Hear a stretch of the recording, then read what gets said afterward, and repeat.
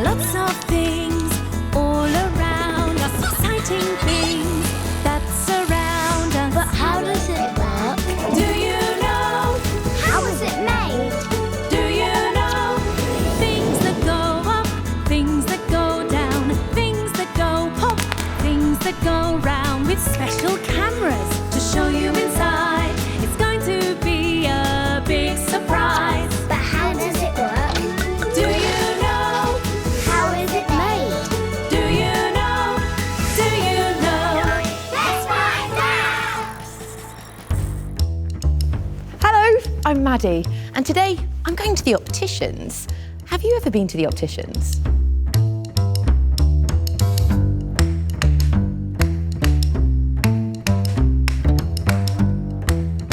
The Opticians is the place we come to have an eye test to make sure that our eyes are healthy and working properly.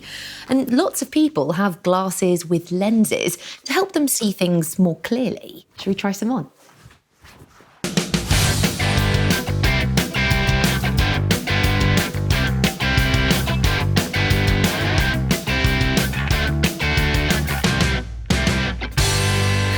To find out if we need to wear glasses, a person called an optometrist uses lots of clever machines to test our eyes.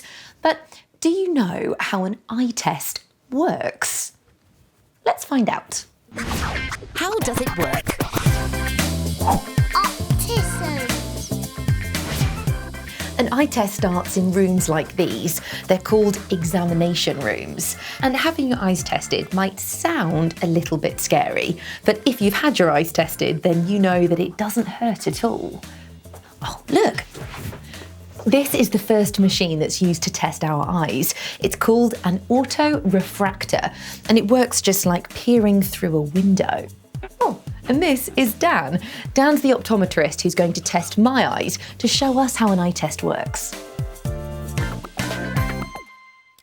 Oh, I can see a red hot air balloon at the end of a road, but it's all blurry. Dan is controlling how the picture looks. Can you hear the whirring sound as he changes it? And now the balloon has become clear. The machine shows him my eye really close up. Oh, well, that was easy. The autorefractor measures how well our eyes focus, and that means how clearly we see something. But to find out how the autorefractor measures this, we need to take a closer look inside the eye. Our eyes need light for us to see. The autorefractor machine shines light into the front of your eye and measures how far it travels.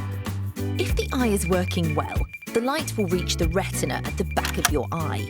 This allows your eyes to see the balloon nice and clearly. If the eyeball is too long, the light doesn't reach all the way to the back of the eye, which means that when the balloon is far away, it becomes blurry. But when it's close up, it becomes clear. Lots of people's eyes are like this. It's called short-sighted.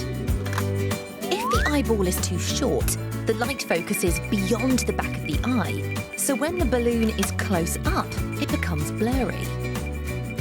But when it's far away, the eyes see it clearly. Lots of people's eyes are like this too. It's called long-sighted. If your eyes are short-sighted or long-sighted, the optometrist puts special lenses in your glasses, which makes the light reach the back of your eye perfectly. So when you wear the right glasses, your eyes can see everything clearly. How clever is that? Remember, you should never shine lights in your eyes at home. Now, it's my turn to come and sit in this chair. This time, Dan is going to check how well my eyes work when I look at the detail of objects that are far away, and Dan is using this chart with shapes on it. I'm looking at the shapes through this mirror, which makes them look even further away. Do you know what the shapes are? Let's see from the top. House, bird, clock, car, fish. Bird, clock, house, apple, cup. Can you see what's happening to the shapes?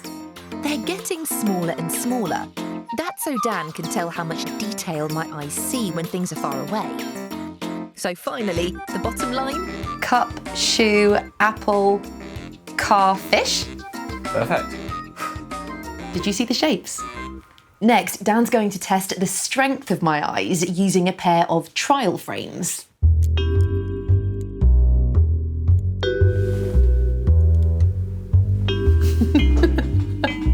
They look like a pair of robot glasses. Dan is using a special torch called a retinoscope. He puts different lenses in the trial glasses. And the retinoscope helps him see how the light passes through each lens. Thanks, Maddie. I'm pleased to say your eyes are fine. So, I don't need glasses, but if you do, this is when your optometrist will tell you the strength of lenses that you need.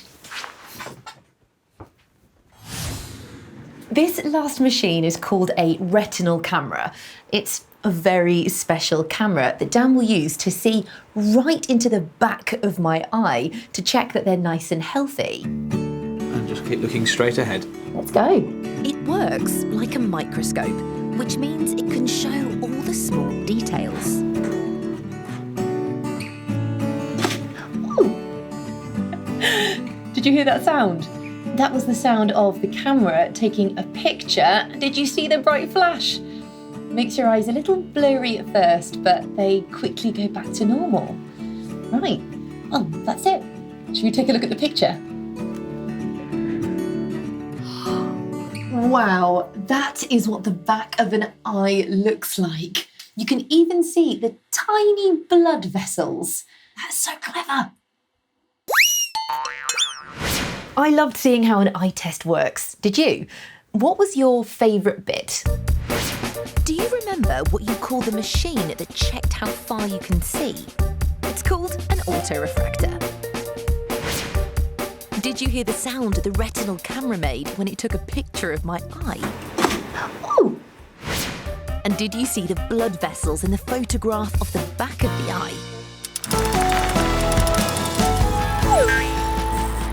Well, my eyes have been given the all clear, but if you do need to wear glasses, there are lots of different shapes and colours to choose from. Do you know what the part that holds the lenses in place is called?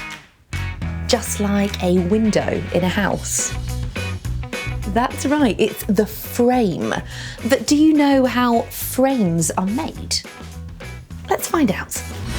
How is it made? Glasses. This is where frames are made, in a glasses frame factory. There are hundreds of glasses frames being made here. Some are made by hand and some are made by machines.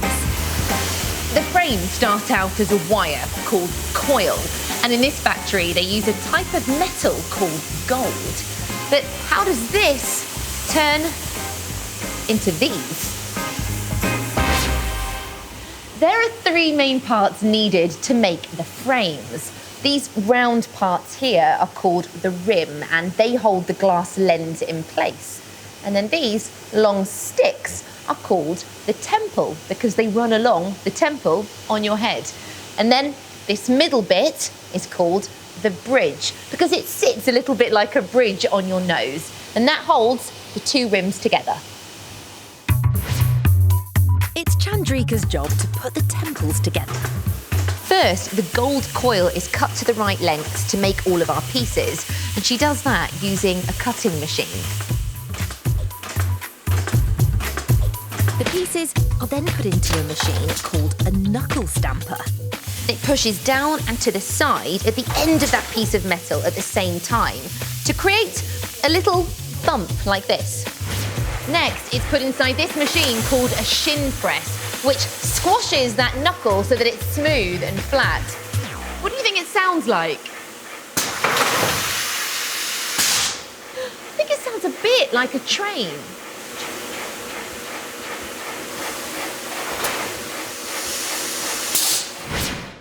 Now it's time to make the part that goes over your nose, the bridge.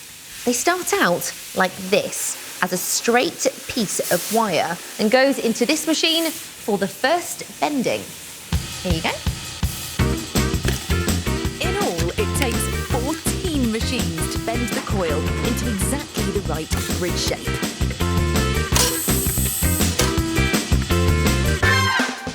That's a lot of bending.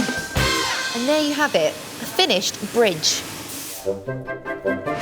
To make the rims, Ray feeds some more gold coil into this machine. It's called a rim winder. The gold coil is held in place in the machine, ready to be shaped. What shape do you think the rims are going to be?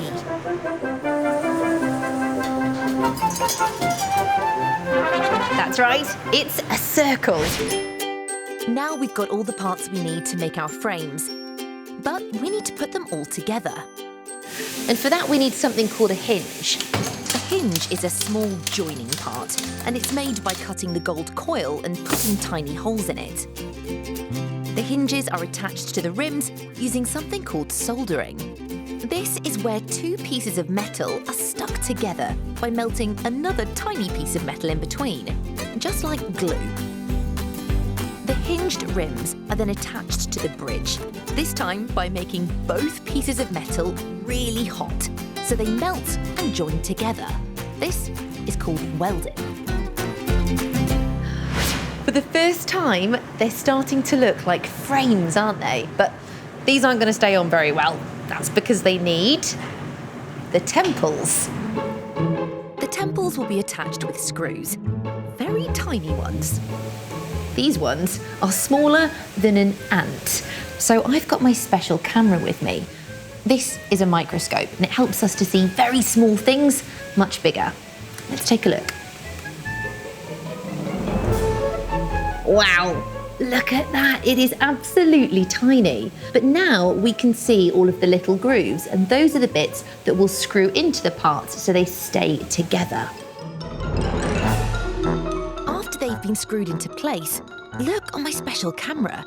Can you see the screw on the frame? And look, that's the screw that's holding all the parts together. Oh, these look bright and shiny, don't they? But they do need some finishing touches. For the last stage, Chandrika puts on some plastic tips which are bent so they can hook around your ears, and some plastic pads for your nose. And ta-da! The frames are ready. But these ones are empty. That's because they need to get sent to the opticians, who will fit the special lenses that will help your eyes so you can see things more clearly. These are really comfortable and I think they look pretty good too. What was your favourite bit about seeing how frames are made? Do you remember the name of the part of the frame that sits over your nose? That's right, it's the bridge. Did you hear the sound the shin press made? A bit like a train. And did you see how quickly the metal coil was bent to make the rims?